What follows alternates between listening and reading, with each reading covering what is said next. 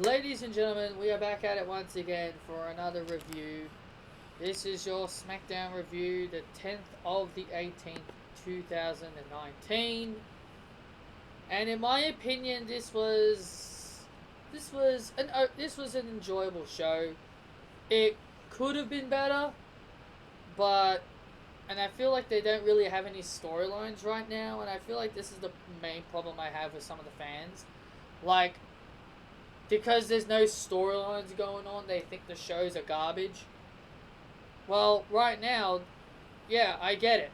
There's no storylines going on right now, but I'm pretty sure there will be some storylines coming forward. So I think people really need to be patient. They can't just get everything now.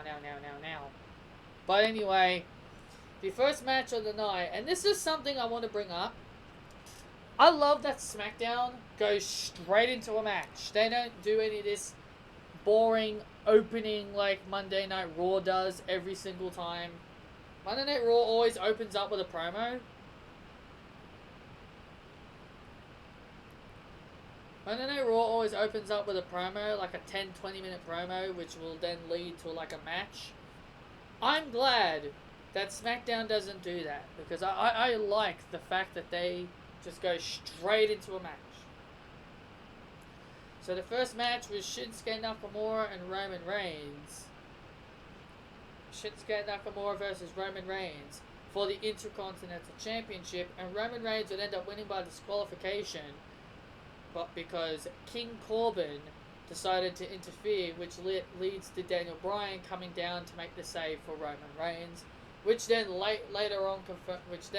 they confirmed later on Roman and Daniel will take on Shinsuke and Corbin at the very end of the show, which was the main event. Next we had Chad Gable, who is called Shorty Gable. God, I hate that name. He takes on Curtis Axel. And it was a quick match. Chad Gable beats Curtis Axel by making him tap out to the ankle lock. And then Chad Gable goes on and does his speech about how he's proud of being short. You know, this reminded me a lot of Nia Jax. This promo reminded me a lot of when Nia Jax was being picked on by Alexa Bliss, and then after she beat Alexa at Backlash, she was always like, be proud of who you are. It doesn't matter if you're fat, skinny, or whatever. Whatever she said. Because the whole feud with Nia and Alexa, yes, was terrible, but also it was basically about Alexa fat-shaming Nia. But here we get everybody picking on Chad Gable because he's short. And now Chad Gable's proud of his new name. He's proud being called Shorty Gable. He's proud of being short. Well, I guess you have to be proud of being short because you can't get taller. But instead, he goes ahead and says, my name is Shorty Gable. But then he says, let's shorten it to Shorty G. So the rumored name for Chad Gable, Shorty G, becomes a reality. I am legit stunned. I am legit stunned how WWE actually think this is funny. I don't. I literally do not understand how WWE actually finds this stuff funny. I don't understand. I just don't understand how they find this name absolutely funny. You're basically killing a guy's career by making fun of his size. Yes, Chad is actually getting somewhat of a push. He's getting screen time because of it. But at the end of the day, this is embarrassing. How long will it take before WWE realize these short jokes aren't going to be funny anymore? And they'll have no choice but to revert his name back to Chad Gable when they realize the jokes aren't funny anymore. To me, the jokes are over. To me, the jokes were over when it started. I'm not a fan of this Shorty G stupidity. WWE needs to grow up and understand making fun of someone. I'm surprised you didn't change Nia's name to Fatty Jax, considering Alexa was making fun of her weight. Or Nia Fat. Next we had the New Day and Heavy Machinery. Man, oh man, Heavy Machinery are so entertaining. They take on the Revival and Dolph Ziggler and Robert Roode. This tag team match was okay. Bit too long, but it was okay. And the New Day get the win with the... I always thought it was called the Up, Up, Down, Down, but they're still calling it the Midnight Hour. Okay, I thought it got changed to the Up, Up, Down, Down. But the Midnight Hour to Scott Dawson to pin the tag team champions. That's typical WWE fashion. The champions get pinned, and it's nothing we can do about it. We can't change it. Then we had Miz TV with Sasha Banks and Bayley. Sasha Banks is A-OK. Her injury was obviously not that serious, and as far as I was told, she had a tailbone injury. But also Sasha showed a photo on her Instagram that she had a bruise on her leg. So obviously it was just a bruise. So Sasha Banks is A-OK.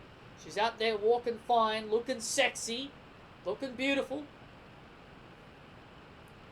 And then Bayley explains her actions about how she that she felt like the fans betrayed her when she lost the title. She wanted to be a role model for the kids. She got sick and tired of doing it after Hell in a Cell when they all turned on her. She destroyed those stupid Bayley buddies. She was tired of being looked at how the fans looked at her.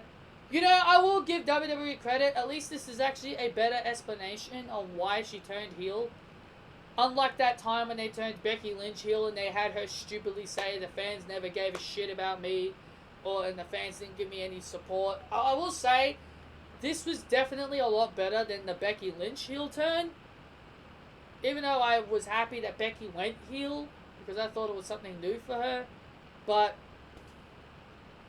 in my personal opinion, what WWE needs to do, and I'm sick and tired of hearing people say, this heel Bayley stuff will be ruined.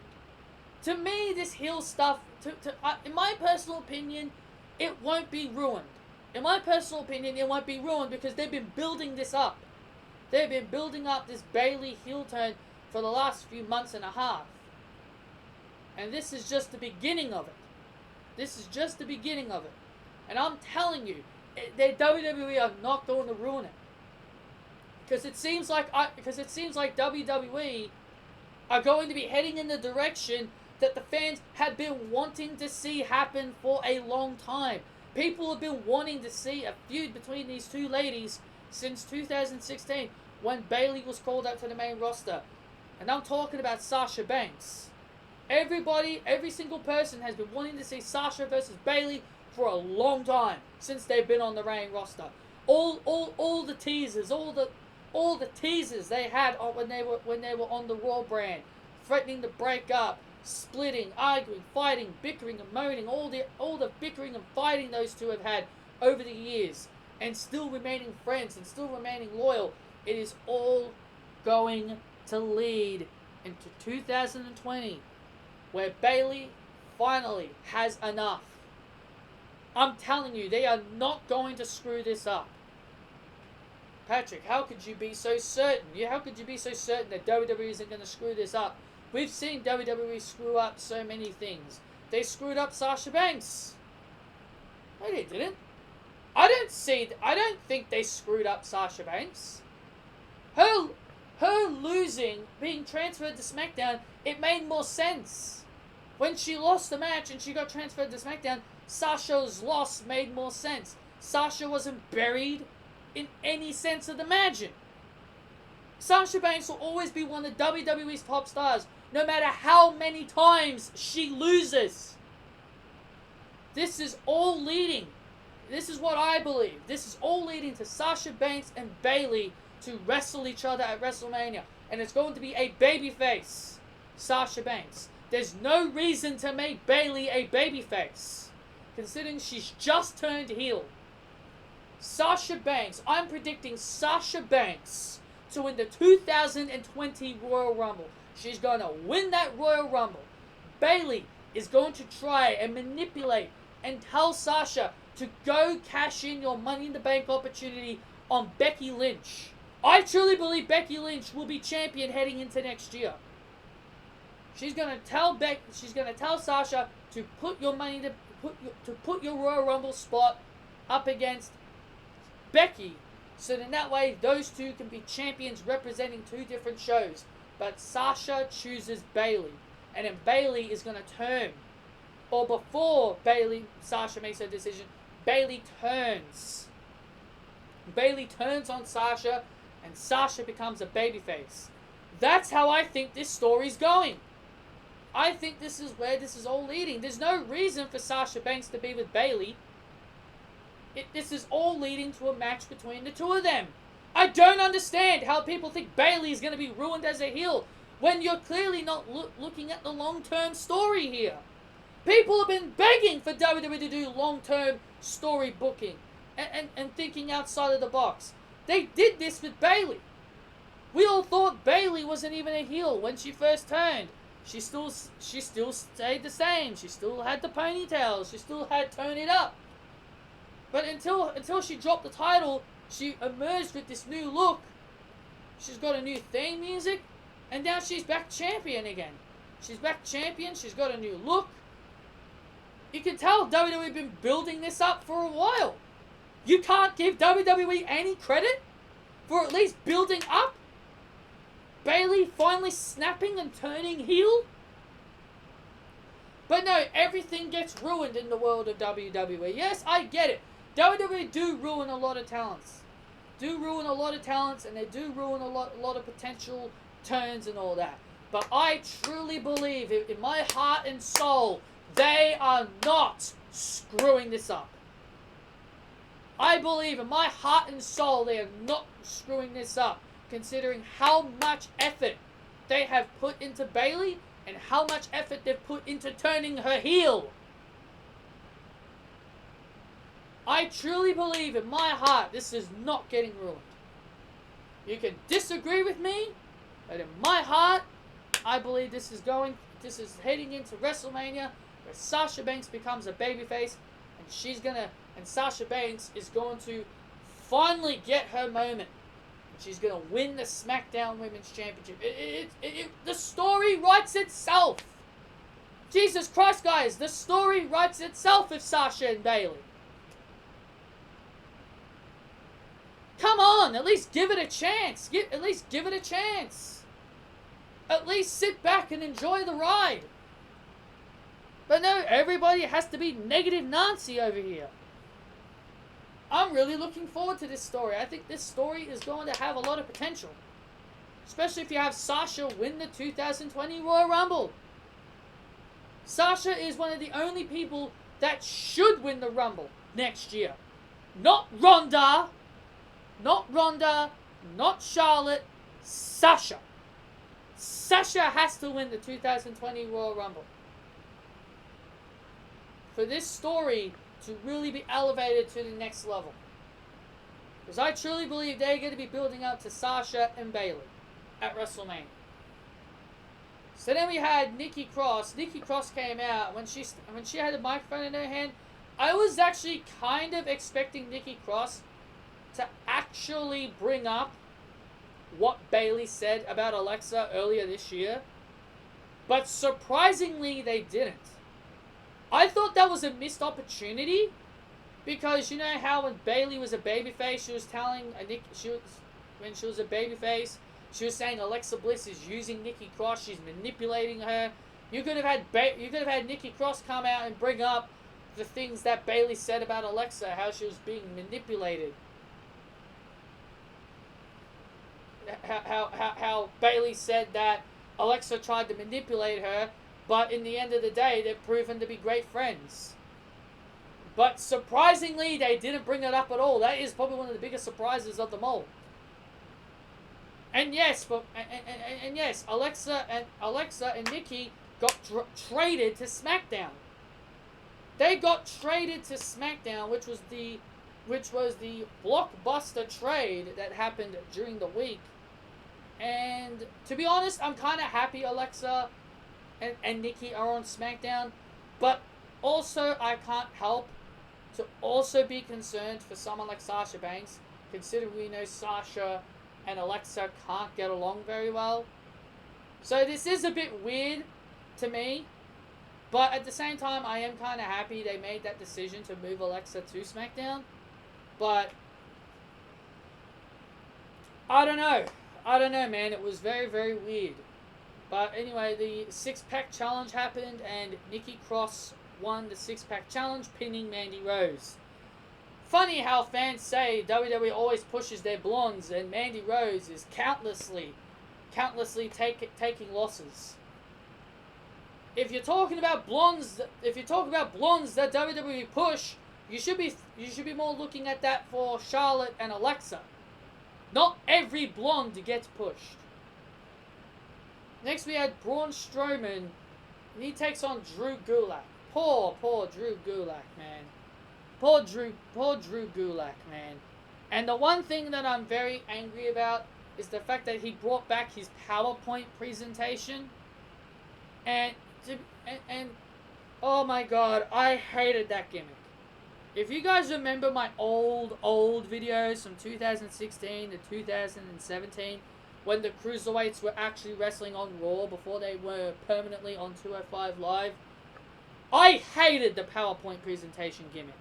I really hated that gimmick so much. I really don't want WWE to bring back that PowerPoint presentation gimmick. I don't want Drew Gulak to go back to that gimmick. I hated that gimmick. Just because he's on the main roster doesn't mean you have to resort him back to the way he was when the last time he was on the main roster. I was fine with Gulak when he stopped the PowerPoint presentation. I still wasn't his biggest fan, but at least I appreciated that he moved on from it. But now WWE is going right back to it. And this is how you debut Drew Gulak on SmackDown. This is how you debut him. You have him get squashed by Braun Strowman. I get Braun Strowman needs to look strong heading into his match with Tyson Fury. But did it have to be Drew Gulak? It could have been anyone. You could have picked anybody who... You could have picked Apollo Crews. You could have picked... I don't know. You could have picked anyone but Drew Gulak. This is Drew Gulak's first match on the main roster. And more importantly, why was he even drafted in the first place?